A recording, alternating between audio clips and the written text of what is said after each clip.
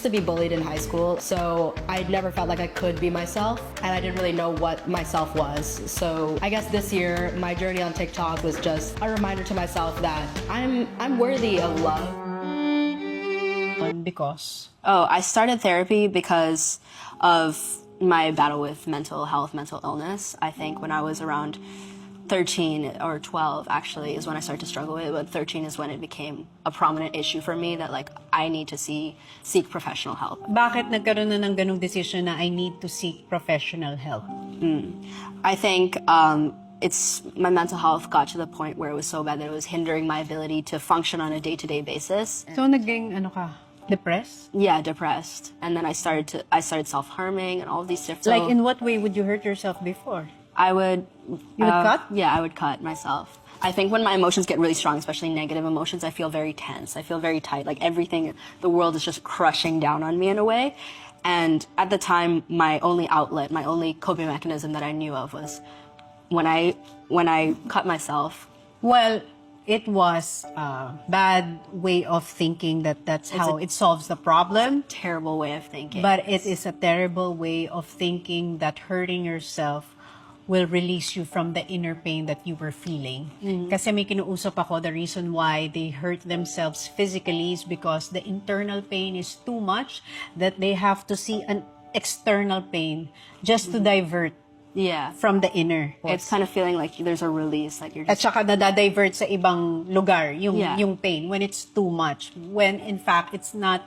It's a very unhealthy way of dealing with an internal pain. Yes. Pero bago ka mag-therapy at bago ka makarating dun sa depression and harming yourself, may pinagdaanan ka kasi. You went through something nung bata ka. Yeah, different types of abuse actually, because I think my parents were very busy with their work often, so my yaya was my companion a lot of the times, and she was abusive in more ways than one. So one of the ways was verbal, so she'd always insult me, say the same things these people on Twitter were saying. Okay, so, you're when useless, you say disappointment, yan ang sinasabi stupid, yaya mo? Yeah, all of these different things, and then she kind of gave me these paranoid beliefs. So one thing was I couldn't be in rooms alone, any enclosed space. So because I had this feeling like I'm gonna die. There's something in here that's gonna kill me. Like it felt like the devil was in my room. Like it felt like I'm going to die. Mo? Because of my yaya, I only got over this fear when I was around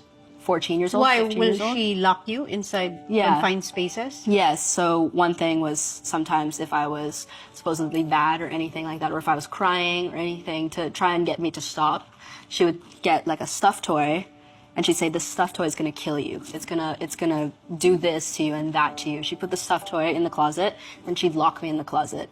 And then I was a toddler. I was like 3 years old, so I would always think like, this stuffed toy is really gonna kill me. I'm gonna die. I'm gonna die. I'm gonna die. Did you ever tell your parents what you were going through? When I was older, because at the time I didn't realize it wasn't normal. Oh.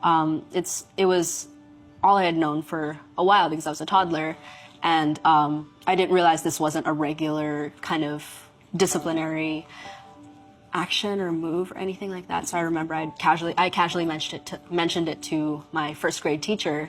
And then she told my parents, and she said, like, this isn't okay, like, you need to get help, blah, blah, blah, blah. And kinausap ka ng parents mo about it? Yeah, they told my parents. I think that was the first kind of taste of, like, my parents finding out something about my yaya. But I only fully told them everything when I started going to therapy, and I realized, okay, wait, this wasn't normal, that wasn't normal, this wasn't normal. Parang yung kinukwento sa atin ni Eman ngayon is also an awakening para sa ating mga parents. Na yung kung saan natin iniiwan at kung sinong nag-aalaga sa mga anak natin, malaki din ang nagiging impact nila sa personality at pagkatao ng mga anak natin. Yan ang magiging childhood memory nila. So kung anong ginagawa ng yaya or ng guardian, magkakaroon ng malaking impact yon. So paano yan naka-affect sa mental health mo growing up? Na naging malaking influence yung yaya. Kasi sinabi mo, naging verbally abusive siya sa'yo in a way? Yeah. She puts you down the way she speaks to you? Yeah. Physical? What kind of physical was done to you? Because I was scared to be in rooms alone, she had to sleep in bed with me. And so every time I would move to change positions, she'd slap me. Hindi mo sinusumbong yun? You didn't tell that to your parents? The my yaya was hitting me?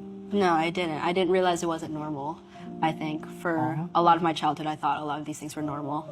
So, gaano katagal nag-last? Naalala mo ba yung ganong cycle of like Abuse. abuse? I think she got fired for an unrelated reason to me. I think she talked back to my parents. Yeah, that's when she just left the next day, and I never saw her again since. Yeah, pero yung impact na ginawa niya sa buhay mo, di ba? Yeah. After a while, I started to realize it was wrong, and I started to process more things. But there were some things that were, I was scarred in. 1 to 7 years is the formative years of a child. Exactly. So, kasama yung yaya. Yeah. Sa formative years mo.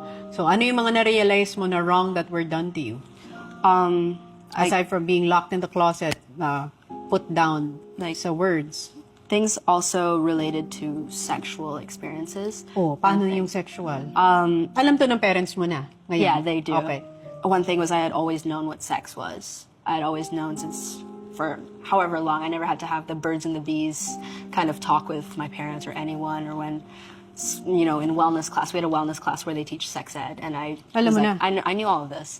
And then Bakit mo nalaman? it's because my yaya, she would tell me things in depth about like, oh, this is what sex is. This is like, all the different details. And then like she'd make me watch porn with her. Bakit nanonood ng porn ng yaya? Babae yung yaya? She's a girl, yeah. Nanonood siya ng porn? Yeah. With you? Yes. How old were you? She's a toddler, like 3 or 4 years old. Oh my God. And then one of the Wala first alam things, ng parents mo dito? Because they were working. yeah, the sexual experiences were the first ones that I kind of realized this is not Mali. right. Yeah, because those are kind of more established boundaries as you grow older. Yes. But yeah, and then I think more of the emotional, verbal ones. Kaya ka nag-therapy. Yeah, in therapy. Kasi marirealize mo yan as you age. Marami palang maling bagay that was done to me when I was a kid. Nagkaroon ba kayo ng one-on-one ng parents mo? Like, you told your mom and your dad, this is what I experienced when you were working and I was left with this guardian.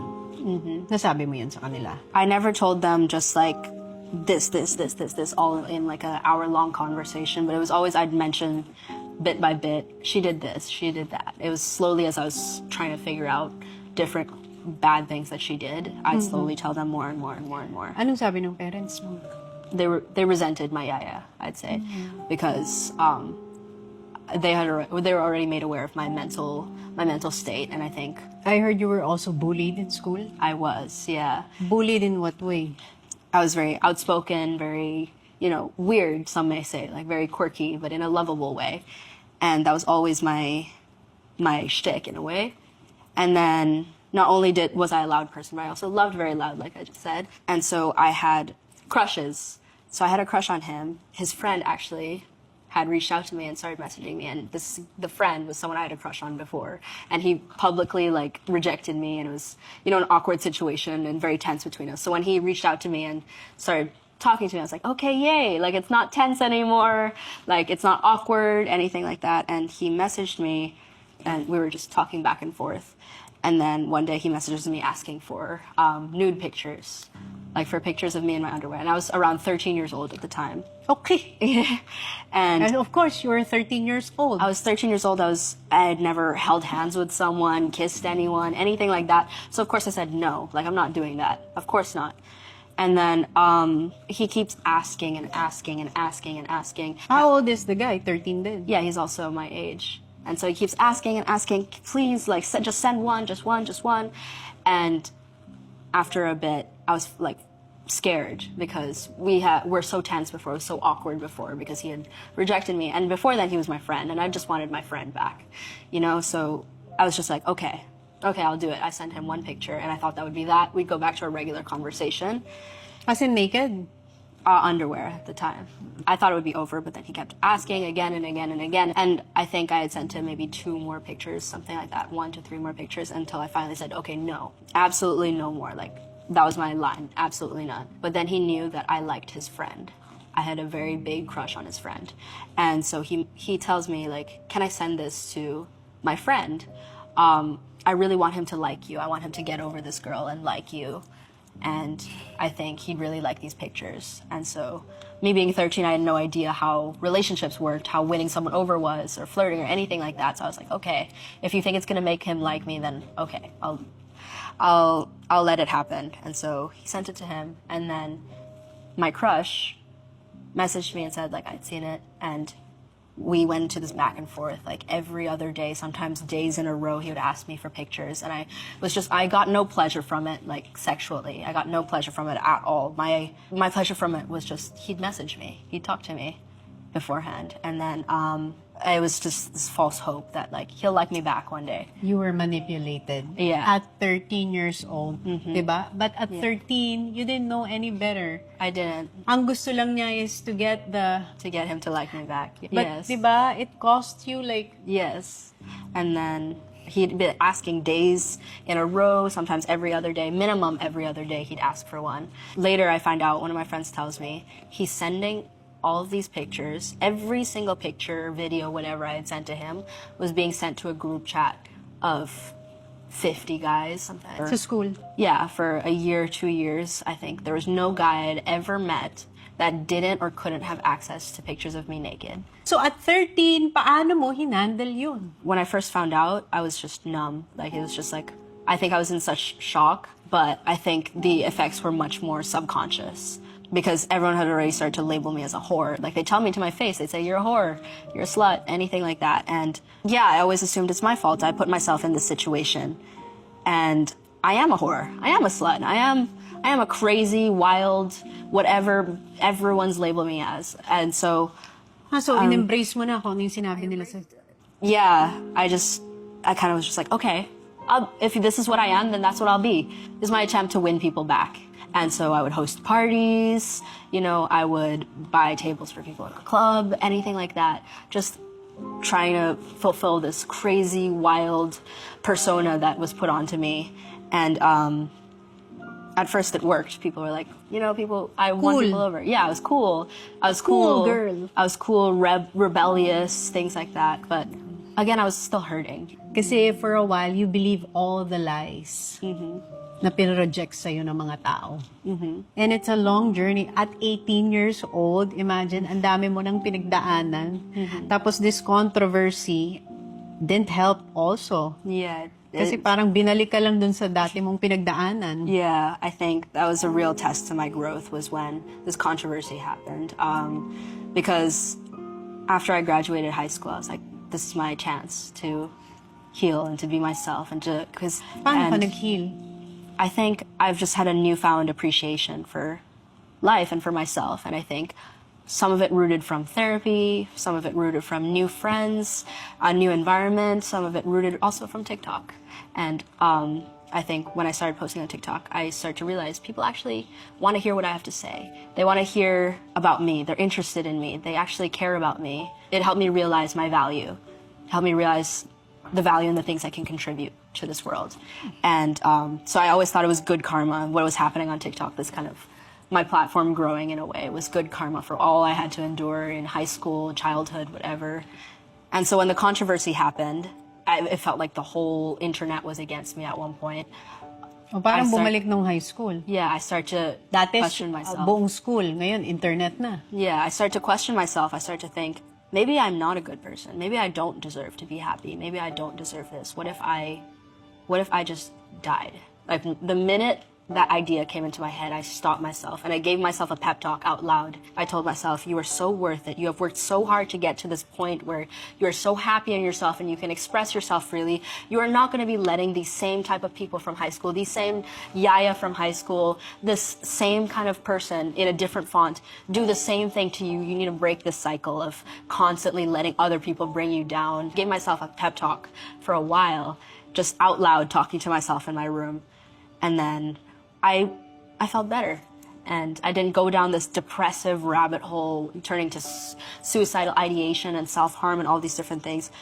I just managed it. And when I look back at that, I'm so proud of myself, because if I had to deal with this, I'd say a year ago, 2 years ago, God knows where I would be. Parang at 18, you've grown so much. Nag-mature ka ng sobra because of what you went through and this controversy. Kasi it takes a lot of maturity for a person to handle this kind of issue. Yeah.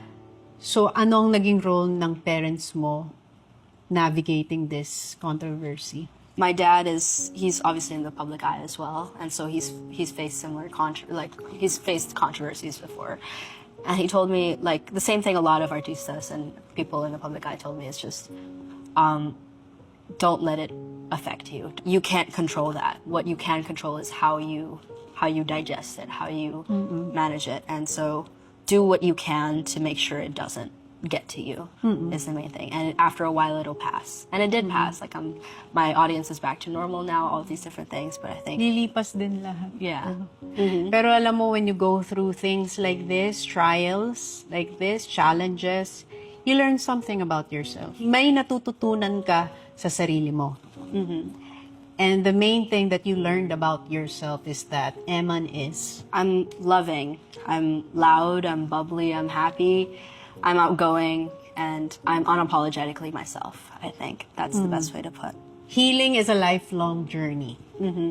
So kung tatanungin kita, what is helping you right now in your healing journey? What is healing you? I think what's healing me is finding things that I love. I think love is the So many Asians were blessed with the ability to get the most beautiful golden brown caramel tan to ever exist. The kind of tan that these neon orange white people would kill to have, and we're not utilizing it. In fact, a lot of people are avoiding the sun at all costs and bleaching their skin until they look gray and sun deprived because we want to look white, when in fact, these white people would kill to have the kind of tan that we can have,